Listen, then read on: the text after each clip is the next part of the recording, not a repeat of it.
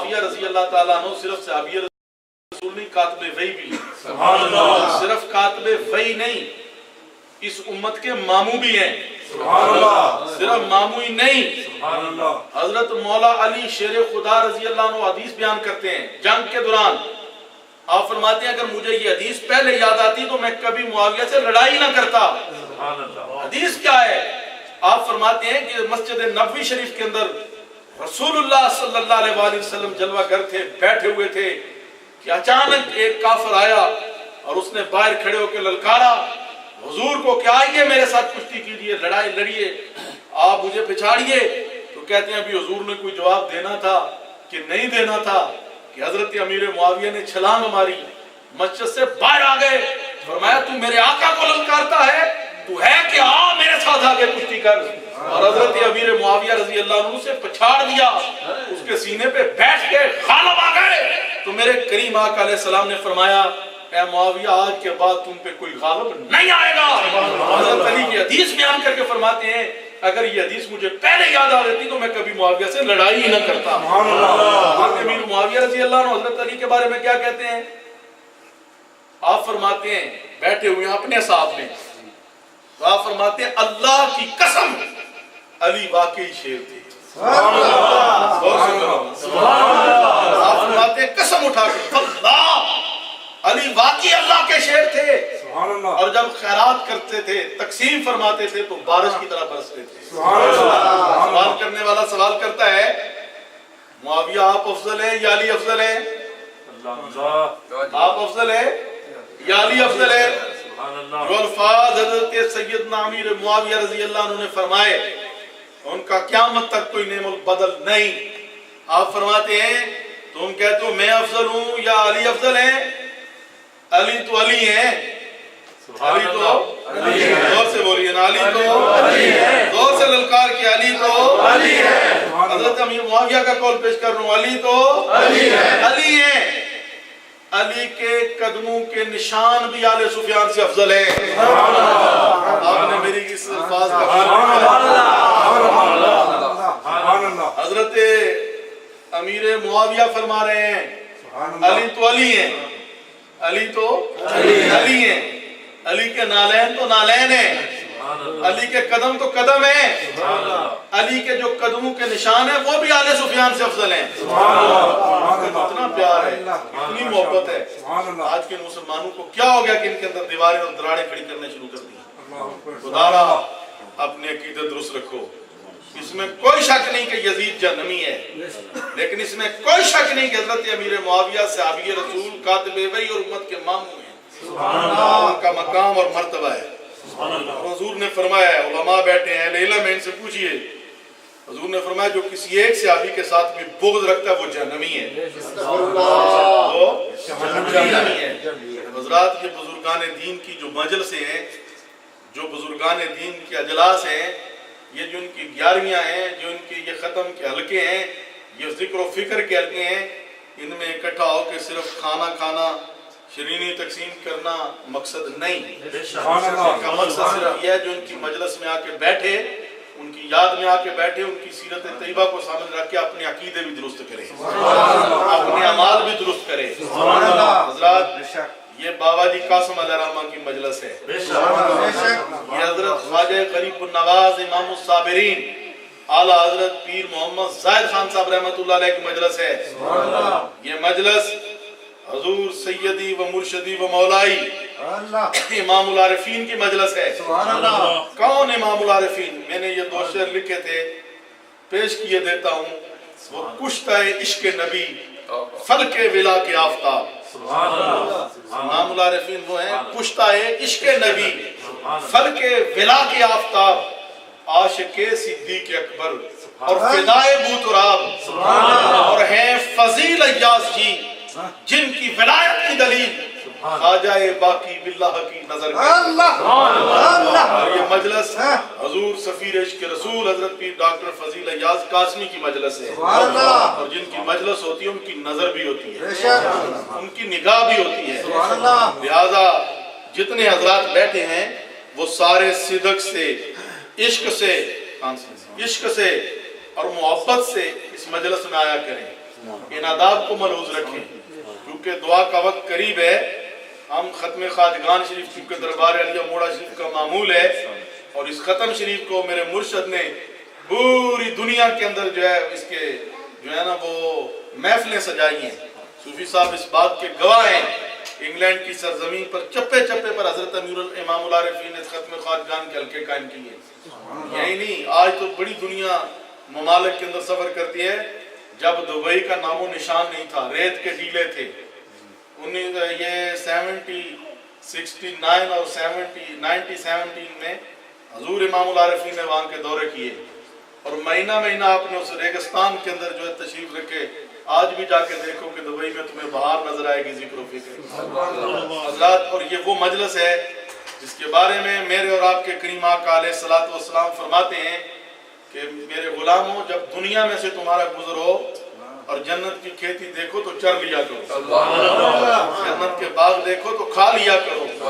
صحابہ کرام رضوان اللہ علیہ مجمعین نے عرض کیا، یا رسول اللہ، دنیا میں جنت کے باغ، دنیا میں جنت کی کھیتی؟ تو حضور علیہ الصلوۃ والسلام نے فرمایا، جہاں ذکر خدا ہوتا ہے، ذکر مصطفیٰ ہوتا ہے، اور مصطفیٰ کریم کے غلاموں کا ذکر ہوتا ہے، وہ دنیا میں جنت کے باغ ہیں۔ حضرات، یہ وہ مجلس ہے، یہ وہ مجلس ذکر ہے جس میں اللہ کے ذاتی انوار و تجلیات کی بارش ہوتی ہے، اور اس مجلس میں بیٹھنے والا پھر کوئی نامراد نہیں رہتا، اللہ اسے بامراد کر دیتا ہے۔ اور پھر اس مجلس میں آنے والا کوئی مانگے نہ مانگے، کوئی مانگے نہ مانگے، جھولی پھیلائے نہ پھیلائے، رب سب پہ کرم کر کے ان کی جھولیاں بھر دیتا ہے۔ جب بارش برستی ہے نا، وہ یہ نہیں دیکھتی کہ یہ باغ ہے، یہ بہار ہے، یہ پھول ہے یا گندگی کا ڈھیر ہے، وہ سب پہ برابر برستی ہے۔ اسی طرح بزرگوں کی مجلس میں آنے والے جو آ کے بیٹھتے ہیں نا، ان سب پہ اللہ کے انوار کی بارش ہوتی ہے۔ یہ نہیں دیکھا جاتا یہ کوئی نیک ہے یا بدکار ہے، سب کو پھر برابر نوازا جاتا ہے۔ یہ اس کی اپنی قسمت ہے، وہ کتنا حاصل کر سکتا ہے اور کتنے وہ فیضان لے کے جا سکتا ہے۔ میں نے قرآن مقدس کے جو چند الفاظ تلاوت کیے، اس کا ترجمہ یہ ہے، صراط الذین انعمت علیہم۔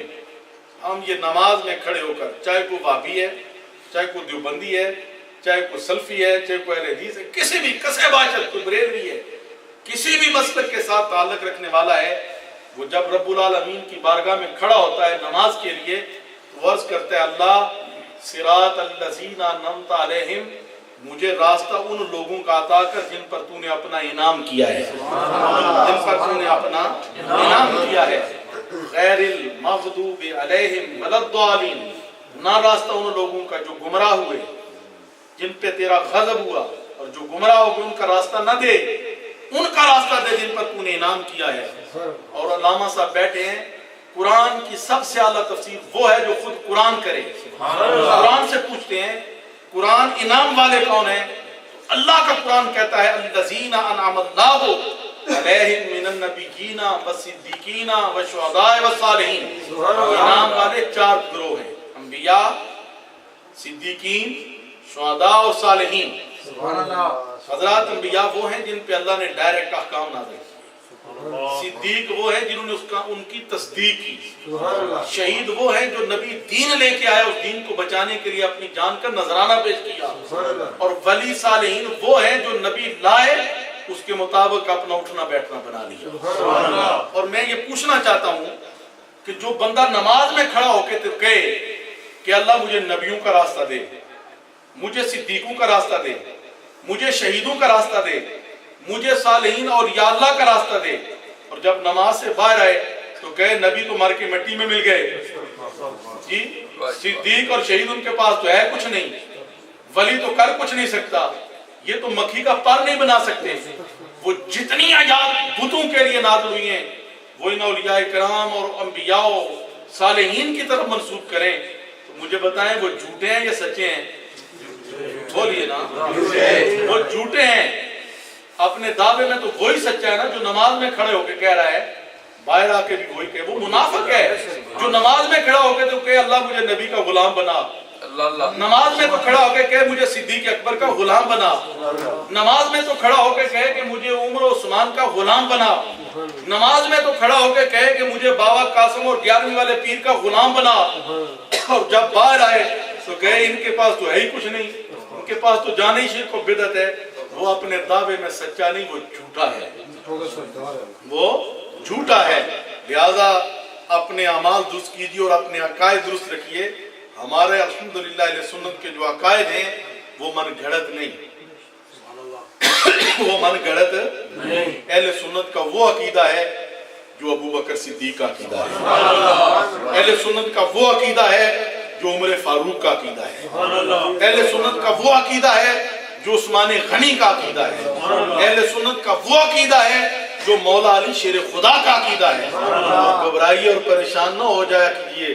کہتے ہیں سیاستہ لائیے، انہیں کہے جو سیاستہ کے مصنف ہیں ان کے عقائد کو پہلے بیان کرو۔